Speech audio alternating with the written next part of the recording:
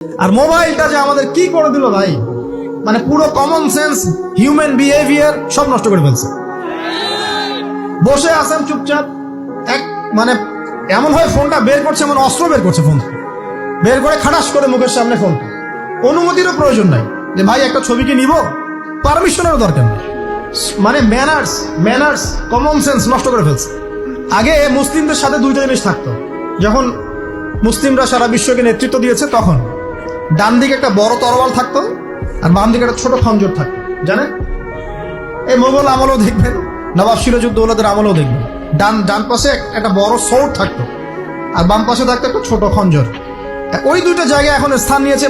ডান পকেটে একটা বড় স্মার্টফোন আর বাম পকেটে ছোট একটা আবার কথা বলা ফোন। মানসিকভাবে আমরা সুস্থ নই এখন। আল্লাহ পাক আমাদেরকে বোঝার তৌফিক দেখ। কথাগুলো আঘাত করার জন্য বলছি না, আমি কথাগুলো বলছি এই কারণে যে আমাদের এই যুব সমাজকে নিয়ে আমাদের অনেক আশা। যুবকরা ইসলাম শিখবে, এলেম শিখবে, আমল করবে, ইনশাআল্লাহ আগামী দিনে এই জাতিকে নেতৃত্ব দিবে। এই সময় থেকে যদি ওদেরকে ট্রেন্ড আপ করা না যায়, তাদের ম্যানার্স, বিহেভিয়ার, হিউম্যান বিহেভিয়ারগুলো ডেভেলপ করা না যায়, তাহলে আগামী দিনে কি এরা জাতিকে নেতৃত্ব দিতে পারবে?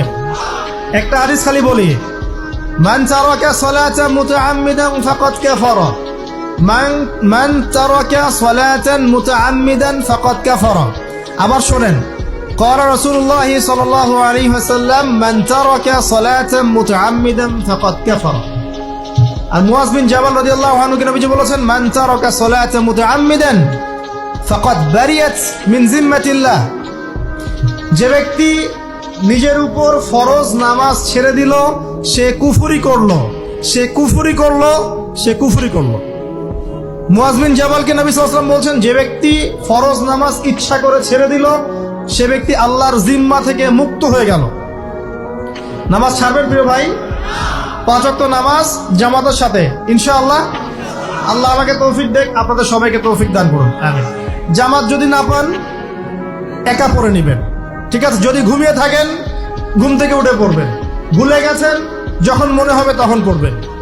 ওযু করার পানি নাই, কি করবেন? তায়াম্মুম করবেন। তায়াম্মুমেরও কিছু নাই, আপনার কোনো কাপড়ই নাই, সতর ঢাকার কোনো কাপড়ই নাই, কি করবেন? বসে বসে নামাজ পড়বেন ওই অবস্থাতে। এটা কোনো মাফ নাই। মানে আপনার ওযু করার কোনো পানি নাই, তায়াম্মুমের কিছুই নাই, কাপড়ও নাই সতরে, তখনও নগ্ন হয়ে বসেই নামাজ পড়তে হবে, মাফ নাই। যখন শোয়ানো হবে মাথা থেকে কি থাকবে? সালাত। তাহলে আমরা যারা ফরজ সালাত এখন আদায় করছি না, আজকে তওবা করেন, বলেন আস্তাগফিরুল্লাহ আল্লাযী লা ইলাহা ইল্লা হুয়াল হাইয়ুল কাইয়্যুম ওয়া আতুবু ইলাইহি। হে আল্লাহ, আমরা তওবা করছি, সারা জীবনে যত নামাজ পড়ি নাই, এই সমস্ত নামাজ না পড়ার পাপ থেকে তোমার কাছে তওবা করছি। ঠিক আছে? এটা আস্তাগফিরুল্লাহর অর্থ নয়, আমি বাংলায় বললাম। আর যদি নামাজ কাজা করে আদায় করে দিতে পারেন আলহামদুলিল্লাহ, খুবই ভালো হয়। যদি নাও পারেন তাও এখন থেকে আর কোনো নামাজ বাদ দিয়ে না, আর বেশি বেশি নফল নামাজ পড়ার চেষ্টা করেন। আল্লাহ পাক তৌফিক ইনায়াত করুন। তারপরে ডান দিকে কি? সওম। সওম মানে কি? রোজা। রমজান মাসে রোজা রাখি সবাই তো, মাশাআল্লাহ, আলহামদুলিল্লাহ। রমজান মাসে সওম রাখার পাশাপাশি বেশি বেশি নফল সওম রাখার ব্যাপারে অভ্যস্ত হওয়ার চেষ্টা করতে হবে। সবচেয়ে সেরা সওমগুলো হচ্ছে মাসের 3 দিন, আইয়ামে বীজের সওম, চাঁদের 13, 14 এবং 15 তারিখ। আর সপ্তাহে 2 দিন, সেটা হলো বৃহস্পতিবার এবং কি সোমবার। আল্লাহ পাক তৌফিক দান করুন, আমিন। এছাড়া আরাফার সওম আছে, আশুরার সওম আছে, ঠিক আছে? জিলহজ মাসের প্রথম 10 দিন রাখতে পারেন, ইত্যাদি। এবার বাম দিকে কি? যাকাত। যেটা বলছিলাম, যাকাতের সাথে আমরা খুব একটা পরিচিত নই, অথচ যাকাত একটা ফরজ ইবাদত। কেউ যদি নামাজ এবং যাকাতের মধ্যে পার্থক্য করে, সে ব্যক্তি কাফের হয়ে যাবে। কেউ যদি মনে করে নামাজ আমি মানি, যাকাত আমি মানি না, তাহলে কাফের হয়ে যাবে। নিসাব পরিমাণ সম্পদ হলে প্রত্যেক মুসলিমের উপর যাকাত ফরজ, ঠিক আছে? এবং এই যাকাতই হচ্ছে আপনার ইসলামিক অর্থনীতির মূল ভিত্তি। যাকাত হচ্ছে ইসলামিক অর্থনীতির কি? যে কথা বলছিলাম প্রিয় ভাইরা, দেখুন, যাকাত ইসলামিক অর্থনীতির মূল ভিত্তি। কিভাবে জানেন? ব্যবসা এবং যাকাত এটা কি করে? এটা একটা মার্কেটের মধ্যে সম্পদ ঘুরতে থাকে। আমি বুঝাচ্ছি আপনাকে। মনে করেন আপনি ব্যবসা করছেন এবং জাকাত দিচ্ছেন। জাকাত কারা দিবে? যারা জাকাতের নিসাব পরিমাণ সম্পত্তি রাখে, মানে কিছুটা ধনী তারা। তো তারা ব্যবসা করছে, মাশাআল্লাহ। ব্যবসা যখন করে, ব্যবসায় কি থাকে? লাভ থাকে, লস থাকে, লাভ থাকে, লস থাকে। লাভও হতে পারে আপনার, লসও হতে পারে। আর সুদে কি? শুধু লাভ, লস আছে? লস নাই। পার্থক্য বোঝেন। এখন ব্যবসা যখন আপনি করবেন, এই টাকা বা মূল যে ক্যাপিটাল যেটা বলে অর্থনীতির ভাষায়, এটা মার্কেটের মধ্যে সার্কুলেট করতে থাকবে। আজকে আপনি ধনী, লাভ করেছেন, কালকে লস করবেন, এই ধন আরেকজনের হাতে চলে যাবে। সে আবার ব্যবসা করছে, সে লাভ করলে সম্পদ তার হাতে থাকলো, লস করলে আরেকজনের হাতে। মানে এই মানিটা, ক্যাপিটাল যেটা, এটা মার্কেটের মধ্যে ঘুরতে থাকে, ঘুরতে থাকে। আজকে কেউ ধনী, কালকে কেউ ধনী, আজকে কেউ ফকির, কালকে কেউ ধনী, এভাবে। এখানে আল্লাহ পাক যাকে ইচ্ছা হয় ধন দেন, যাকে ইচ্ছা হয় দরিদ্র করেন। এটা আল্লাহ পাক নিয়ন্ত্রণ করেন।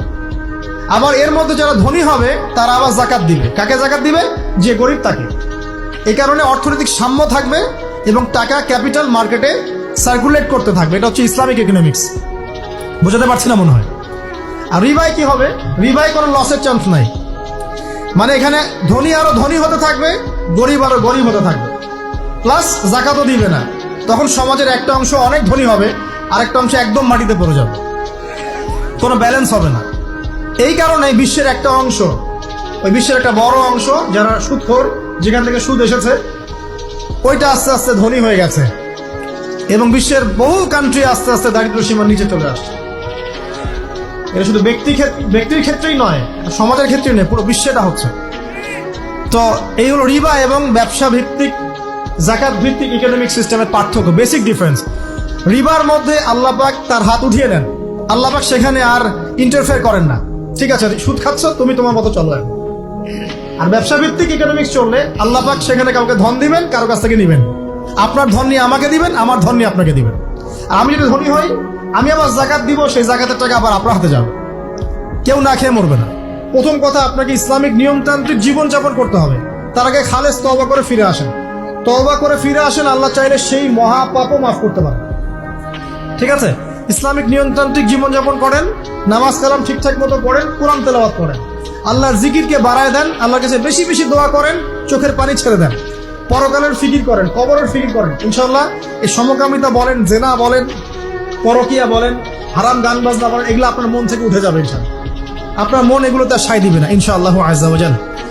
আর সর্বশেষ কথা হলো, এটা এই জিনিসগুলোকে যারা প্রমোট করে, এইসব প্রিন্ট এবং ইলেকট্রনিক মিডিয়াগুলোকে বর্জন করে, যারা এগুলোকে প্রমোট করতেছে, যেখানেই সমকামিতা সেখানে আল্লাহর আযাব নেমে আসবে। এমন আযাব নেমে আসবে যেটা আপনি কল্পনা করতে পারবেন।